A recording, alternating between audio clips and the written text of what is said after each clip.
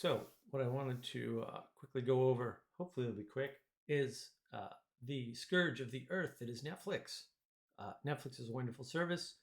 I'm no longer a subscriber because of a certain movie they put out that Tim Pool did a great expose on. Like, they could have done this in a way that wasn't quite so pedophilic, I think is the right term, called Cuties. And yeah, Tim Pool's take on Cuties was spot on. So that isn't, what did it, right? What really did it is everyone's following Netflix, all these Disney Plus, all these online things, and they're all failing. All these streaming services are failing. Bad business models. They didn't understand the market. They're chasing Netflix without understanding what Netflix does. Netflix lies about what they do. Netflix lies about what they do. Now, not everybody. Like, if you watch the DevOps conferences and stuff, you'll hear them tell the truth there because they're techies and they don't, they're like, this is what we do. The management, some of the impressions people have of what they do, totally wrong. Just totally, completely incorrect. And because of that, people are doing things like chasing streaming. Netflix does some very technically clever things to get streaming to work. If you are not doing those same things, maybe your streaming's not going to work. And if you don't know what they are, you probably can't be doing them. That's the first problem. The larger problem is everyone's chasing Netflix business model. Where did all this agile come from? Netflix is an agile shop. People see the success of Netflix, this downtrodden company barely able to survive up against the giant blockbuster that refused to buy them, by the way. And then they figure things out. Company grows fantastically, right? Way overvalued, but whatever. And, now they're making their own content and supplanting all of Hollywood, right? And all these streaming services and such not came from Netflix. That's the big giant success story.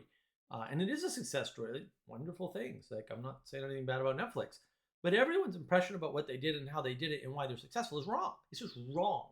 All the technology stuff is wrong. If you listen to the DevOps guys at the DevOps conference, I think it was 5 or 6 years ago, one of their main guys was there. It was great. They use microservices. They have 2 tiers of microservices. One tier gets touched by no one, ever. Why? Because there's services that get called by other services and call each other. And so if you break it, it breaks everything. No one's allowed to touch those. Right? So I would call that a service-oriented tiered architecture. I would not call that microservices, even though it may be implemented in microservices. That's not relevant. The fact of the matter is, there's a core group of services that they run that like 10 people have access to. And they never make changes to because it's too dangerous. Like, if they change this one thing, it affects everything else. All their other engineers are dealing with microservices. So they make a change, and that's usually a GUI or whatever.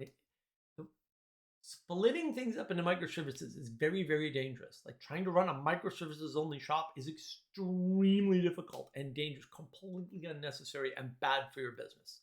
Almost certainly. There are some exceptions. They're rare. You're not one of them. Don't worry about it. Right? You really want to have GUI experts doing your GUI. Why? Because human interface design is a thing, and it's important. If your users can't use your stuff, it doesn't work.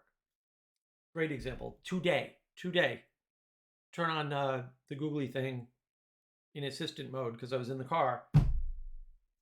Wouldn't do anything. Didn't work. Why? Because it put a prompt on my screen. I'm like, all right, but I'm speaking to you. You're in Google Assistant mode.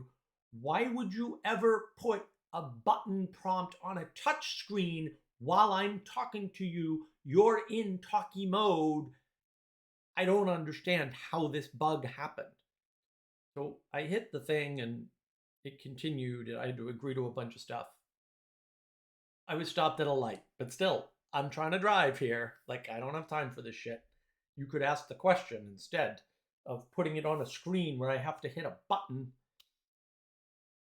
So I got it all working, and then I asked it to play some music, and instead of doing what it used to do, which is, oh, that's an artist and an album. Which one would you like? It just started to play the album of the artist. And I'm like, especially because this particular artist doesn't have one album, the way it's interpreting this as the name, right? Like, yeah, it's too ambiguous. So it played, what it played was fine, because there's no such thing as a bad Led Zeppelin album. But Led Zeppelin, you could interpret Led Zeppelin album any number of ways, right? And it failed. So they updated it. They put in this bug, and by the way, if you say play Led Zeppelin and it puts that prompt up, it just dies. It says playing Led Zeppelin and nothing happens because a prompt was on the screen. Mind-blowingly stupid. This is why you need design engineers, UI engineers, separate from your coders, because coders make mistakes like that and design engineers prevent mistakes like that, and they fight, and they're supposed to, right? The design engineers are supposed to say, I know you have this clever coding thing, but no, really, users can't do that. That would be great.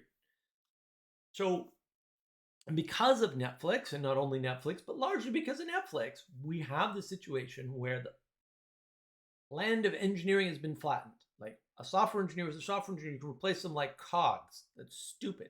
Software engineering has at least 5 main disciplines, at least, right? UI, core, which is, kernel level, algorithm level stuff, right? You need people in the mid tier, right? And then you need back-end people. Like, those are important. And then you need architects, because your core guy isn't necessarily an architect. You may know low level, whatever. And that's just to write the software. If you want software that runs, now you need what we're now calling DevOps engineers, right? And so why was Netflix at the DevOps conference? Which is an interesting question, because Netflix doesn't do DevOps technically. Instead, all of their engineers have direct access to their production systems. Well, you don't need DevOps in that case, because there's nothing between development, software engineering, and operations, production, right?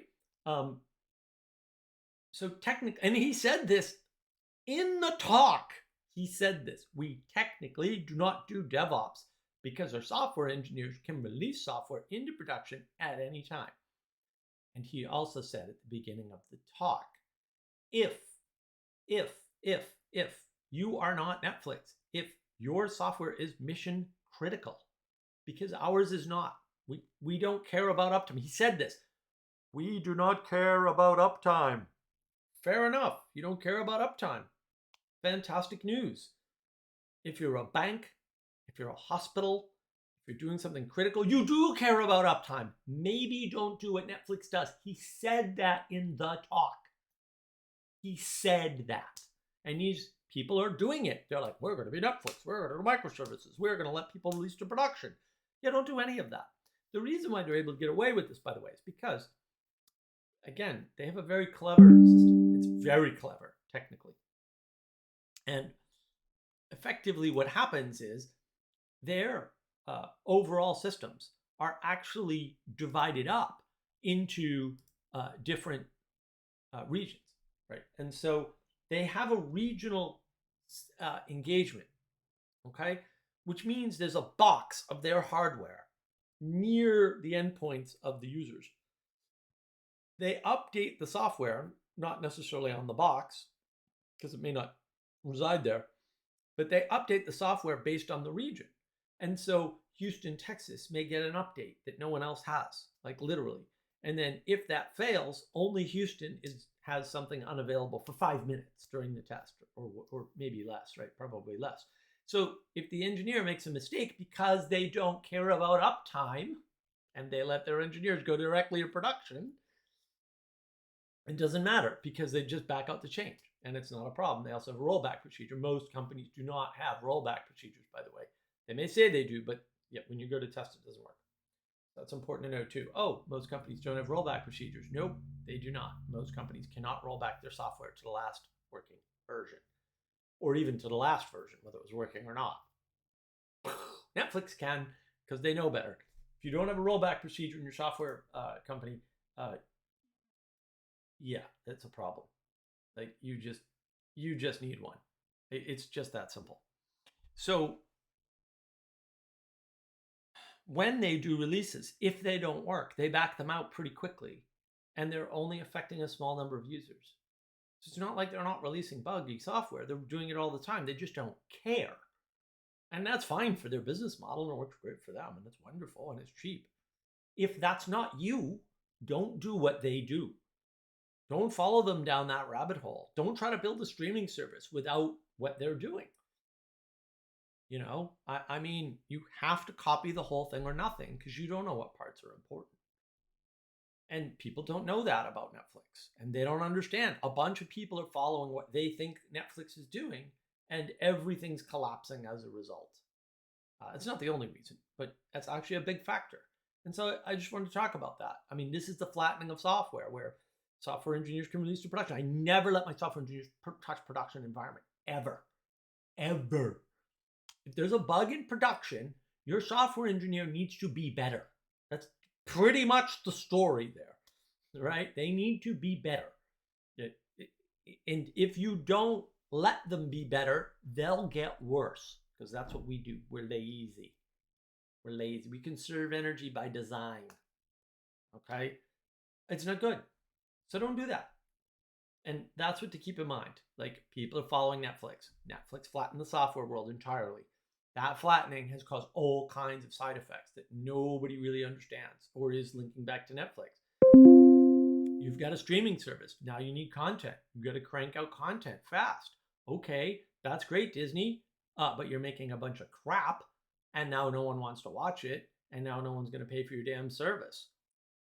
And oh, by the way, you based your numbers of how much it costs to run the service on how much growth you thought you were going to get instead of how much guaranteed income you could get. And so now you have a problem because your projected growth doesn't show up. Your business is unsustainable. That's an error in business, right? That's an error. A lot of companies are making that error. They're calculating cost on growth instead of cost on guaranteed income, which is strange to me, but such is the world we live in. So these small technical things are not small, and they're not technical. The technical bleeds out into other things, right into business, right into planning, right into what people's expectations are for not just technology, but for the way the world works. And it's a big problem. And we need to pay attention to it because it's only getting worse.